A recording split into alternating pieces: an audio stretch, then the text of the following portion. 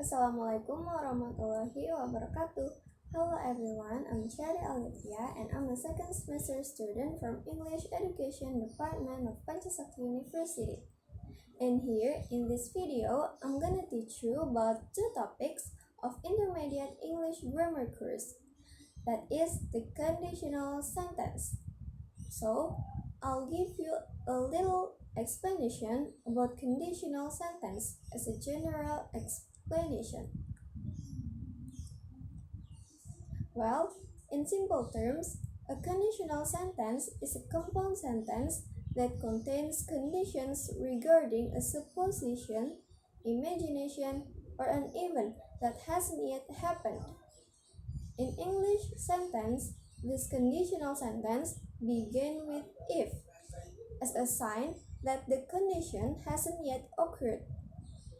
The conditional sentence pattern is if clause plus main clause, which is if clause is the condition. Meanwhile, the main clause usually contains the consequences or results of the previous presupposition conditions. In English, we have four types of conditional sentence. That is zero conditionals, first conditionals or conditional sentence type 1, second conditionals or conditional sentence type 2, and third conditionals or conditional sentence type 3. But in this video, we're gonna focus on the first conditional and the second conditionals, and also, importantly, when we should use one or the other one. So, let's get into this lesson. Well, the first lesson is first conditionals. First conditional are also known as conditional sentence type 1. The first conditional is used to express a real or very probable situation in the future. It refers to things that will possibly happen in the future if a condition is met. In a way, we are predicting a likely result in the future if a certain condition happens. The first conditional is common when we're talking about possible plans, promises, warnings, threats, or for persuading someone. We're predicting a likely result in the future if a condition is fulfilled. The first conditional uses the simple present in the if clause and the simple future in the main clause. Let's look at this sentence.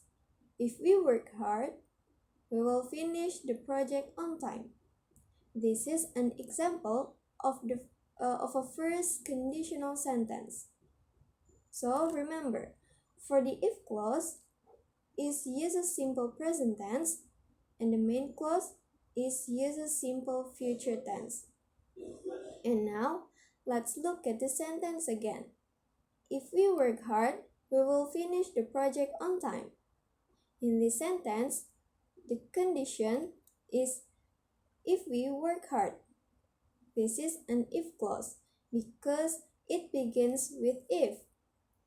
What is the result of this if clause? The result is we will finish the project on time. This is what we predict will happen. Also, we have to use a comma after the end of an if clause. When an if clause comes at the beginning of the sentence, but remember, when at the beginning of the sentence is the main clause, we don't need to add a comma after it. Let's see the difference. Here are some more example sentences of the first conditionals. 1. If you like Suzy Singer, then you'll love her new album. Remember, you'll is a contraction of you will. 2. If you take this medicine, you will feel much better. 3. Don't worry. If I see John, I won't tell him about the surprise. you can see that we can use a negative form of the future simple. Won't is a contraction of will not. 4. If I don't feel well tomorrow, I won't go to work. 5. If it is sunny tomorrow, we will have a picnic at the park. 6. If he doesn't arrive soon, we will leave without him. 7. Where are my keys? If you look in the garage, you will find them. Notice how after all this sentence, there is a comma after the if clause. So remember, put a comma after the if clause when it comes first in the sentence. So let's look at these another examples.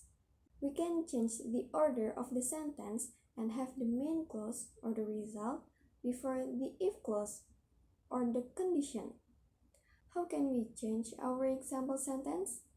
Let's look at this sentence. If it rains tomorrow, we will stay home.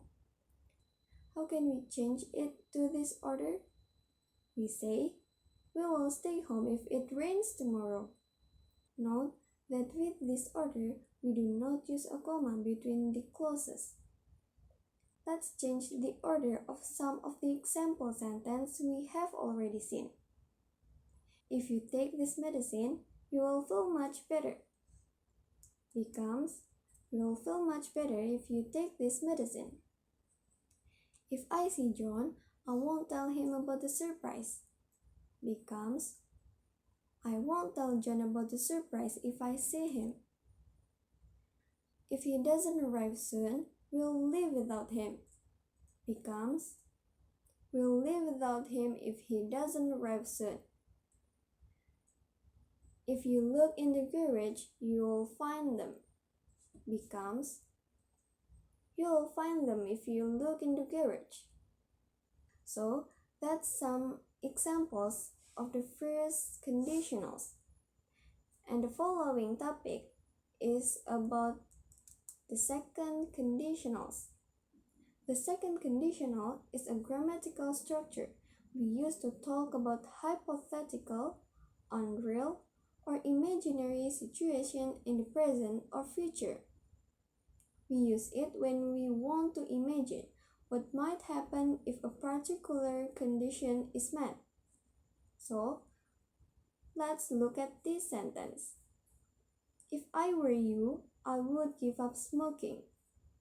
But wait, this is a little strange. Why are we using word with the subject I?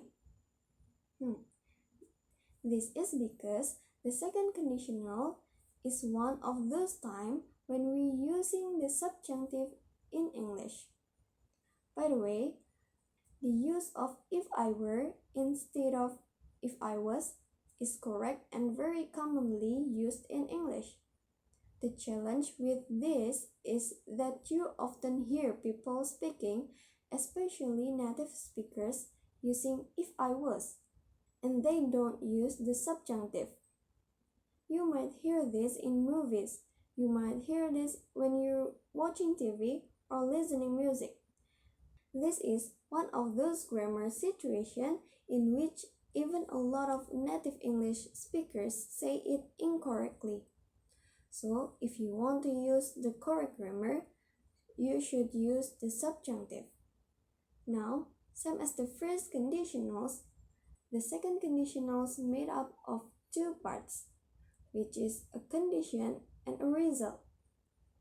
In this sentence, the condition is if I were you, and the result is I would give up smoking. For the if clause or condition, we have to use simple past. And for the main clause or result, we have to put would or could or might. When the condition comes before the result, we need a comma to separate our if clause and our main clause. Now, if we switch this around and the result comes before the condition, then we don't need a comma.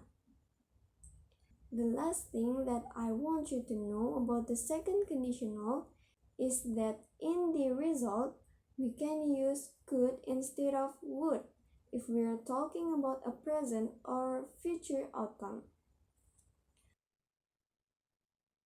And here's the examples. 1. If I owned a restaurant, I might open it up to 24 hours. Becomes, I might open it up to 24 hours if I own a restaurant. And the fact is, I don't have my own restaurant.